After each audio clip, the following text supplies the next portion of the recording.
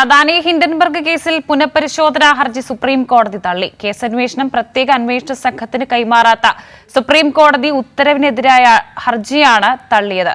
വിവരങ്ങളുമായി ദില്ലിയിൽ നിന്ന് വിഷ്ണു തലവൂർ ചേരുന്നുണ്ട്. വിഷ്ണു, ഈ പുനഃപരിശോധനാ ഹർജി അടക്കം സുപ്രീം കോടതി തള്ളിയ ഒരു സാഹചര്യമാണ് നിലവിലുള്ളത്. മറ്റ് വിവരങ്ങൾ എങ്ങനെ?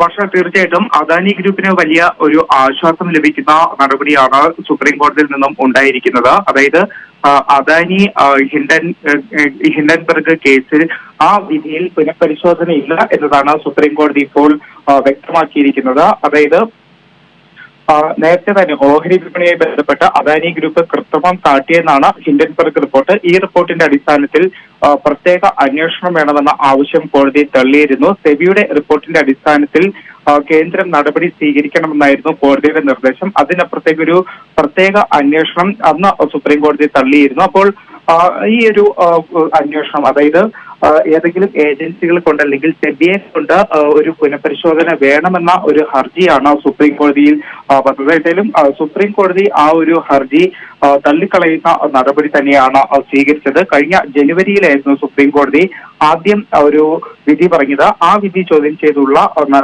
ഹർജിയാണ് സുപ്രീം കോടതി ഇപ്പോൾ തള്ളിയിരിക്കുന്നത്. മുൻ ഉത്തരവിൽ പിഴവുകളില്ല എന്ന് ചൂണ്ടിക്കാട്ടിക്കൊണ്ടാണ് സുപ്രീം കോടതിയുടെ നടപടി. വർഷ.